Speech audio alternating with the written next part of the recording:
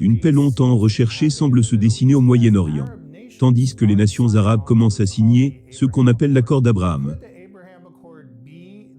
Cet accord d'Abraham pourrait-il être le traité de paix prophétisé entre l'Antéchrist et Israël? Et si tel est le cas, vivons-nous dans les tribulations? J'ai amené un expert en prophétie biblique qui répondra à cette question.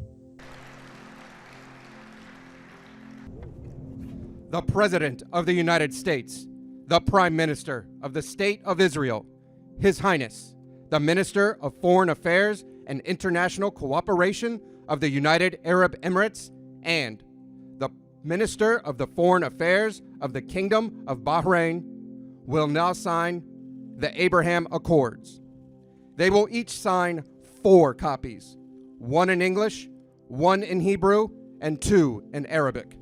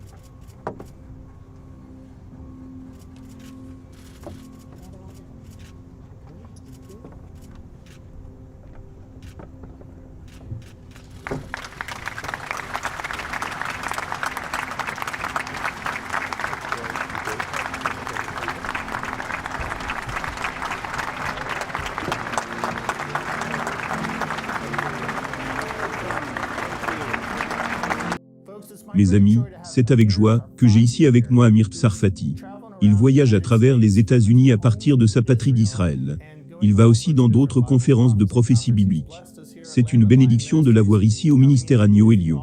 Il est l'auteur des livres « La dernière heure » et « Le jour approche ». Amir Tsarfati, merci beaucoup d'être venu. L'une des bénédictions que vous savez, pour vous qui suivez Amir, est qu'il est expert dans tout ce qui concerne Israël, avec une grande connaissance de la Bible, en relation avec les prophéties bibliques. Nous ici en Amérique, nous nous grattons la tête, nous demandant « Que signifie l'accord d'Abraham » Peux-tu nous dire les termes de cet accord d'Abraham, et nous clarifier exactement ce que c'est? L'accord d'Abraham est simplement un accord de paix entre Israël et les pays arabes qui ne lui sont pas frontaliers, tels que les Émirats arabes unis et Bahreïn, en premier lieu. Mais il prépare le terrain pour un éventuel accord de paix avec l'Arabie saoudite et d'autres. Nous devons comprendre que cela n'a rien à voir avec un quelconque échange de population ou de territoire. Cela n'a rien à voir avec le partage d'Israël, plutôt de Jérusalem. Cela n'a rien à voir. Le fondement de l'accord d'Abraham est bien sûr l'initiative de Trump pour la paix d'Israël et des Palestiniens. L'accord du siècle? L'accord du siècle. Et fondamentalement c'est cela. Puisque 2 États ont offert leur solution, nous pouvons maintenant traiter avec d'autres pays. Maintenant, la chose intéressante, c'est que les Palestiniens ont bien sûr rejeté cela. Il ne manque aucune occasion pour rater une opportunité. Absolument. Absolument. Mais cet accord est bien pire pour les Palestiniens que tout autre accord jamais réalisé dans l'histoire. Et personnellement, je pense aussi que c'est une œuvre de génie de la part du président Trump. Car ce qu'il a fait fondamentalement, c'est qu'il les a exposés. Vous ne voulez vraiment pas la paix avec Israël, vous voulez y vivre, mais sans Israël? Si vous voulez vraiment vivre en paix avec Israël, vous devez donc respecter le fait que Jérusalem est déjà la capitale du peuple juif depuis les 3000 ans passés. Vous devez également respecter le fait que les Juifs vivent chez eux, en Judée, Samarie et nous n'allons pas les expulser de leur maison. Vous devez accepter également le fait que nous n'allons pas attendre d'avoir la 3e, 4e génération de réfugiés. Parce que voilà une chose, les réfugiés ne peuvent pas être une 2e génération. uniquement pour les Palestiniens, ils ont corrigé cela. N'est-il pas intéressant de savoir que le niveau de vie des Palestiniens en Israël est plus élevé que dans la plupart des pays arabes? Bien sûr, les Arabes et Israël ne veulent pas d'autre régime que l'État juif. Mais le fait est ceci, le président Trump a dit, vous devez regarder la réalité et l'accepter, et maintenant marcher avec. Vous ne pouvez pas vivre dans votre rêve d'avoir le territoire tout entier pour vous seul. Cela ne fonctionnera pas. Cela ne fonctionnera pas. Et c'est pourquoi il n'a aucun problème à déplacer l'ambassade à Jérusalem. Il a dit, ça a toujours été la capitale d'Israël, alors pourquoi allons-nous prétendre que ce n'est pas le cas, quand c'est cela? Pourquoi donc ne pas y déplacer l'ambassade, et acter telle qu'elle, car c'est la capitale? Au fait, il n'a rien fait de nouveau pour nous. Nous avons toujours traité Jérusalem comme notre capitale, et heureusement, quelqu'un a bu du café, et s'est réveillé. Et d'autres nations l'ont suivi. Exactement.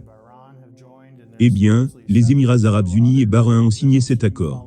On suppose que plusieurs autres nations vont bientôt suivre comme le Kosovo et l'Arabie saoudite. Est-ce que c'est cet accord de paix, dont la Bible a prophétisé, que l'Antéchrist va avoir? Et donc cela signifie-t-il que Donald Trump est l'Antéchrist? Certains pourraient se demander. Oui, je sais. Je reçois toutes sortes de questions.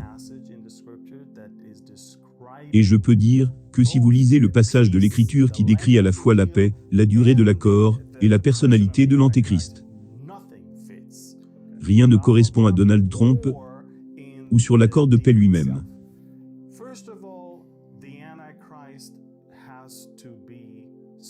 Tout d'abord, l'Antéchrist devrait être quelqu'un que le monde entier va adorer. Excusez-moi, mais ce n'est pas Trump. Oui, ce n'est pas une personne vraiment populaire actuellement. Deuxièmement, il s'agira d'un accord d'une durée de 7 ans. Ce n'est pas ce que nous avons actuellement, de toute évidence.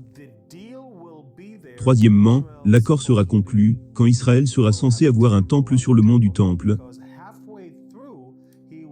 car à mi-chemin de l'accord, il fera cesser les sacrifices. Et donc il y a tellement de choses. Et rappelez-vous, pour que l'Antéchrist puisse apparaître, nous devons en premier lieu partir d'ici, comme le dit 2 Thessaloniciens. Ce qui le bloque doit être mis hors de son chemin, afin qu'il puisse se révéler. Donc rien ne correspond.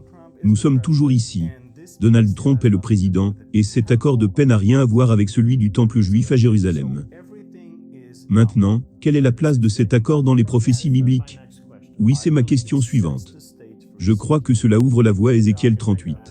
La guerre de Gog et Magog. Absolument. Parce qu'Israël dans Ézéchiel 38 doit être en sécurité et prospérer.